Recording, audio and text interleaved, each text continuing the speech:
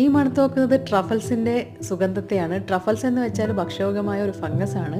അത് പല യോക്ക് പിന്നെ പൈൻ മരങ്ങളിലെ വേരിൽ നിന്നാണ് കിട്ടുന്നത്. ഇറ്റാലി, ഫ്രാൻസ്, സ്പെയിനിൽ നിന്നൊക്കെ.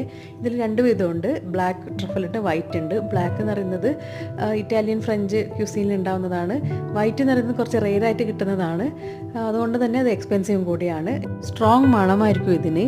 ഇറ്റാലിയൻ ഡിഷസ് ആയ പാസ്റ്റയിലും റിസോട്ടോയിലൊക്കെ ഇതിൻ്റെ ഒരു സുഗന്ധത്തെ ഉപയോഗിക്കാറുണ്ട്. ഇപ്പോൾ ട്രഫൽസ് കണ്ടെത്താൻ വേണ്ടിയിട്ട് ട്രെയിൻഡ് ഡോഗ്സ് ഉണ്ടാവാറുണ്ട്, പിന്നെ പിഗ്സ് ഉണ്ടാവാറുണ്ട്. അപ്പോൾ അതിനൊക്കെ ഉപയോഗിച്ച് ഇവർ മണം കണ്ടെത്തി ഇതവരെ അവിടുന്ന് കുഴിച്ചെടുക്കുകയാണ് ചെയ്യാറ്. അപ്പോൾ പന്നികളെ ചിലപ്പോഴൊക്കെ ഉപയോഗിക്കാറില്ല, കാരണം ഇത് തിന്ന് കളയുന്നതുകൊണ്ട് കൂടുതലും ഡോഗ്സ് തന്നെയാണ് അവർ പ്രിഫർ ചെയ്യുന്നത് ഇത് കണ്ടെത്താൻ വേണ്ടിയിട്ട്. ഇതിൻ്റെ VR ഡെമോൺസ്ട്രേഷൻ കൂടി അവിടെ ഉണ്ടായിരുന്നു.